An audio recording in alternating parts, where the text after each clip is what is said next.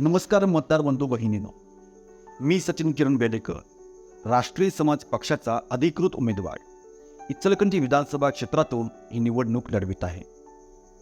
महाराष्ट्राचं मँचेस्टर शहर म्हणून आपण इचलकरंजीला ओळखतो. इचलकरंजी शहर प्रसिद्ध आहे ते म्हणजे वस्त्रोद्योगासाठी. पण केवळ वस्त्रोद्योगच नव्हे तर हे एक औद्योगिक शहर म्हणून सुद्धा विकसित होण्याची क्षमता हे शहर ठेवतं.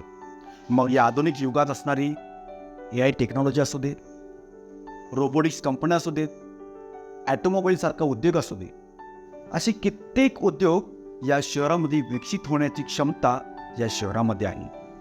आणि त्यातच इथला युवकसुद्धा शिक्षण घेऊन शिक्षित झाला. पुणे मुंबईला नोकरीला जावंच लागतं. त्याचपेक्षा जर आमचं शहर औद्योगिक शहर म्हणून जर उदयास आलं तर आमच्याच युवकांना आमच्याच शहरामध्ये रोजगार मिळेल. त्याचबरोबर या ठिकाणी होणारी प्रत्येक उत्पादित वस्तूला आयात निर्यात एक खिडकी योजना केंद्र सरकार असू दे किंवा राज्य सरकार असू दे यांच्या माध्यमातून इथं विकसित करता येऊ शकतं. प्रत्येक उत्पादनाला एका चांगल्या जागतिक दर्जावर नेण्याची क्षमता इथला उद्योजक करू शकतो. संपूर्ण जगभरामध्ये मार्केटमध्ये नेमकं काय चाललेलं आहे, उद्योजकांना नेमकी कोणती माहिती हवी असते, इथल्या उत्पादनांना कशा प्रकारे बाजारपेठ उपलब्ध व्हावी, यासारख्या अनेक गोष्टींचं एक दालन आपल्या शहरामध्ये विकसित करता येऊ शकतं. आणि या सरकारच्या योजनांच्या माध्यमातून इथल्या स्थानिक उद्योजकांना कशा प्रकारे आपण आर्थिकदृष्ट्या प्रगत करू शकू याचाही विचार आपण या ठिकाणी करू शकतो.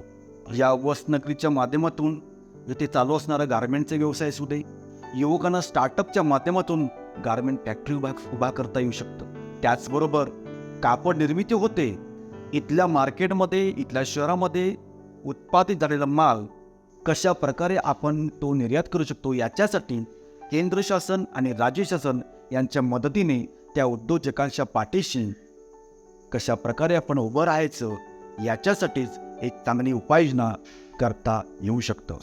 उद्योगासाठी धडपडणाऱ्या इथल्या युवकांसाठी एक स्टार्टअप बिझनेससाठी एक इकोसिस्टीम तयार करून बेंगलोरच्या धर्तीवर आपली ही सिटी एक स्टार्टअप सिटी होऊ शकते याचाही विचार आपण या मतदारसंघात करू शकतो.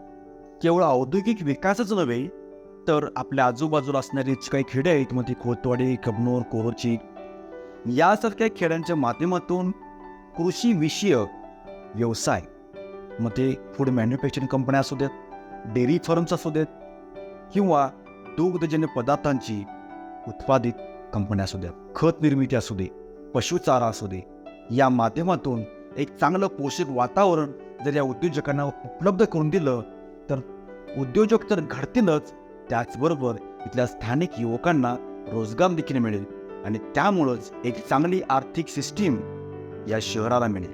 आणि त्यामुळंच हे शहर कोणत्याही एकाच व्यवसायावर अवलंबून राहणार नाही. कोणत्याही कारणामुळे हे शहर बंद पडणार नाही. कारण औद्योगिक विकास, कृषी विकास, टेक्नॉलॉजीचा विकास या संपूर्ण समग्र पद्धतीने विकास झाल्यामुळं हे शहर चांगलंच भरभराट घेऊ शकतं. आणि यासाठीच केंद्र शासन असू देत, राज्य सरकार असू देत यांच्या माध्यमातून MIDC असू देत किंवा विविध टेक्नॉलॉजीची झोन असू देत, ही संपूर्ण यंत्रणा राबवून आपणच आपल्या शहराचा विकास घडवून आणू शकतो. आणि जर आपल्याला ही संपूर्ण जर पाहिजे असेल, जर आपल्याला तेच नेते त्याच समस्या नको असतील तर आता निर्णय घेण्याची वेळ आहे तुमची. आणि यासाठीच जर ही संधी राष्ट्रीय समाज पक्ष व मला दिली तर नक्कीच या संपूर्ण गोष्टी मी पूर्ण करण्याचा प्रयत्न करेन. धन्यवाद.